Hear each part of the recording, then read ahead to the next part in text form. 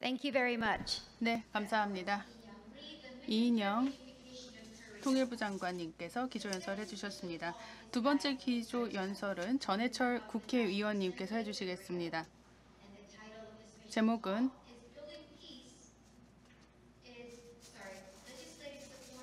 DMZ 평화지대화를 위한 노력과 법 제도적 지원 방안입니다.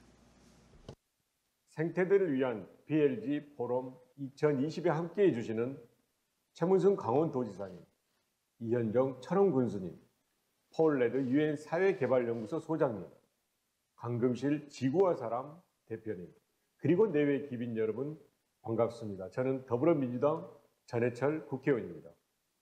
접경지역의 평화, 환경, 발전의 분야에 대한 의제 설정에 기여하고 관련 지식과 경험을 공유하기 위한 BLG 포럼에서 한국의 비무장지대 DMZ의 평화적 이용에 대해 말씀드릴 수 있게 된 것을 매우 뜻깊게 생각합니다. DMZ는 정전협정에 따라 군사분계선 기준으로 남과 북 각각 2km 범위의 군사적 완충지역입니다. 우리 영토에 속하지만 정전협정에 의해 남측 지역은 유엔사, 북측 지역은 북한군이 관할권을 가지고 있는 특수지역이기도 합니다. DMZ는 한반도 역사와 남북관계 현황을 보여주는 지표 역할을 하며 안보, 군사적 차원에서 뿐만 아니고 생태, 환경, 역사, 그리고 문화적으로도 다양한 가치와 잠재력을 보유하고 있어 평화 경제의 구심적 역할이 가능한 지역이기도 합니다. 불과 몇 년 전만 하더라도 한반도를 둘러싼 긴장은 최고조에 달했고 전쟁의 먹구름이 한반도를 뒤덮으며 불안을 가중시켰지만 문재인 정부는 한반도의 항구적인 평화 구축과 공동 번영이라는 목표 아래 북한과 국제사회의 대화를 통해 문제를 해결하자고 호소하였습니다. 그 결과 2018년 4월 판문점에서 문재인 대통령과 김정은 위원장의 정상회담이 있었고 한반도의 완전한 비핵화와 항구적 평화체제 구축을 위한 판문점 선언을 채택했습니다. 또한 이 판문점 선언에서 두 정상은 DMZ 평화지대화에 또한 합의했습니다. 비무장지대와 공동경비구역을 실제 비무장화하여 분단과 대립, 갈등의 상징이었던 비무장지대를 평화의 상징으로 만들어 나가자는 것이었습니다. 이후 남과 북은 평양공동선언에서 마련된 구체적 이행 조치를 실현하여 감시, 조소, 철수, 공동경비구역, 비무장화 등 정전협정 체결 이후 최초로 정전협정의 취지를 구현할 수 있는 군사적 조치를 실천하기도 하였습니다. GP가 사라진 곳에는 DMZ 평화의 길이 조성되어 아프리카 돼지열병으로 중단되기 전까지 총 15,057명의 내외국인이 방문하여 평화를 체감하기도 했습니다. 존경하는 내기빈 여러분, 한국은 아직 전쟁이 끝나지 않은 정전 상태입니다. 한반도 문제를 풀기 위한 첫 단추는 오래된 정전을 끝내고 완전한 종전을 이루어내는 것입니다. 그런 점에서 판문점 선언을 통한 실질적인 군사적 조치의 실천과 평화적 이용의 확대 노력은 큰 의미가 있습니다.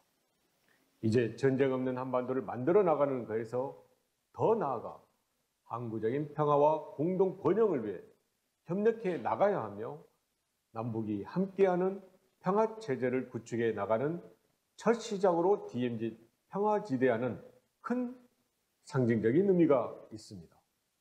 이는 한반도의 평화 정착 과정을 통해 동북아의 평화 협력, 질서를 만들어 나가기 위한 과정이기도 합니다. 비무장지대는 남과 북의 평화의 상징이 될 뿐만 아니고 세계가 그 가치를 공유해야 할 인류의 공동유산이기도 합니다.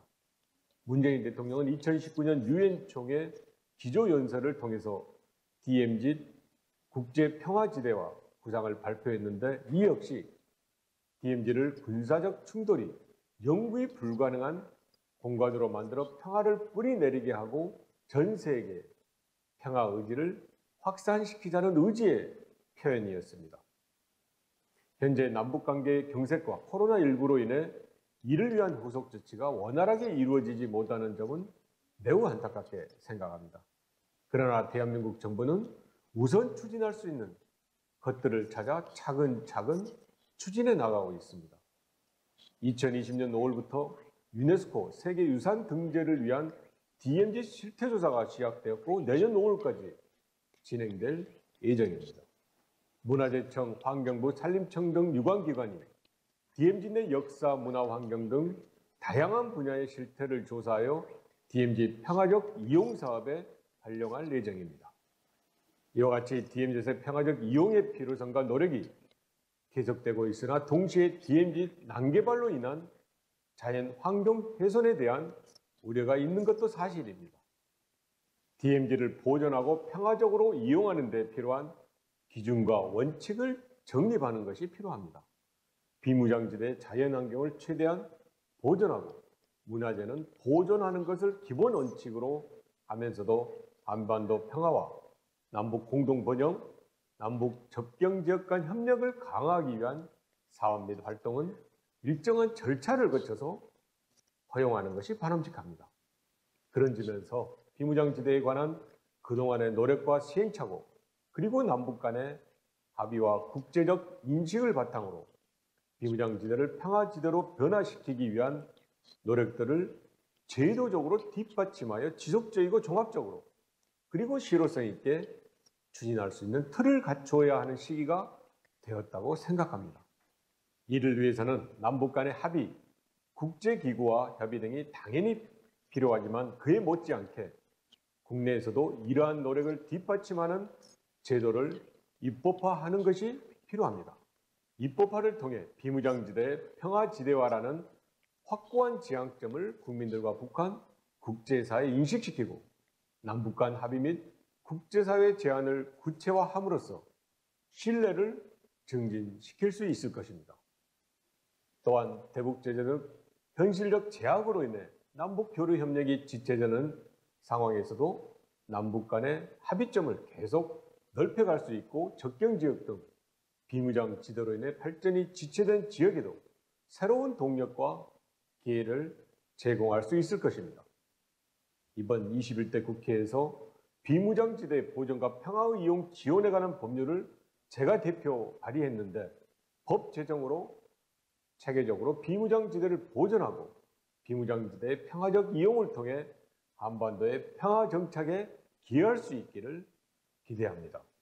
내외기민 여러분, 이와 같이 DMZ 평화지대화를 위한 법 제도적 지원 방안 마련과 함께 DMZ에서 평화를 이루려는 시도가 DMZ 안팎에서 환경, 발전의 분야에 어떤 영향을 주고받으며 상호작용을 하는지에 대해서도 함께 고민하고 논의해 나가야 합니다. 자연과의 조화를 이루며 접경지역의 지속 가능한 발전과 변화를 모색하고 한반도의 평화를 이루기 위한 노력에 여러분의 지지와 성원을 부탁드립니다. 감사합니다.